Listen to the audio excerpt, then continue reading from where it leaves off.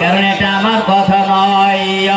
নবী আল্লাহ মানো, নবী মানা নয়, নবী মানলে আল্লাহ পাওয়া যায়। জোরে বলেন সুবহানাল্লাহ। আল্লাহ মানো, নবী মানা নয়, নবী মানলে আল্লাহ পাওয়া যায়। এই কথাটা বদল খাদির নয়, স্বয়ং আল্লাহ কোরআন পাকে কয়। জোরে বলেন না সুবহানাল্লাহ।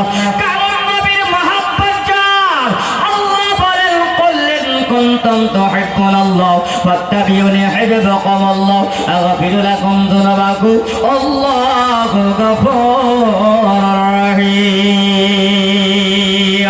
কারণ হাবিব আপনি জানায়া দেন, আপনি বলে দিন যারা আল্লাহকে পেতে চায় আগে যেন আপনার ইতয়া যেন করে, আপনার অনুকরণ যেন করে, আপনার অনুসরণ যেন আগে হয়। যদি যারা আপনাকে ভালোবাসবে তাহলে আল্লাহকে ভালোবাসা হয়ে যায়।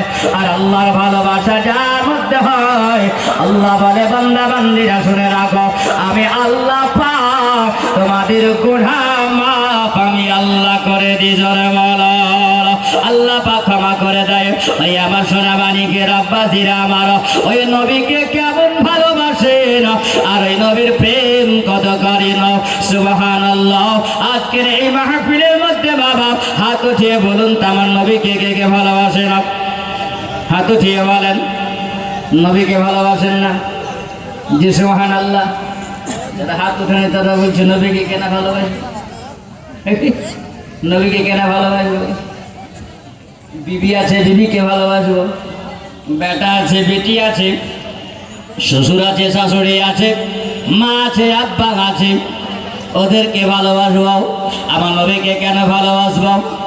আরে আমার বাবাজিরা, এ সোনা মালিকেরা, আমার খালারাও, মাগো শুনে যাও, আমার নবীকে যদি ভালো না বাসো তোমার জীবন বেকার হয়ে যাবে। এটা আমার কথা নয়, আমার নবী হলেন সমস্ত মুমিনের চাইতো আমার নবী হলেন নিকটে। জোরে বলেন না সুবহানাল্লাহ। আম্মাদিরা, আমার সোনা মালিকেরাও, আল্লাহ ওই প্রেমিক বান্দা নবীর সাহাবে তিনি বলেন নাও আবার নবী মুস্তাফা সাল্লাল্লাহু তাআলা আলাইহি ওয়াসাল্লামের সম্মুখে আসার পরে বলছেন হুজুর আপনি দোয়া করে নাও।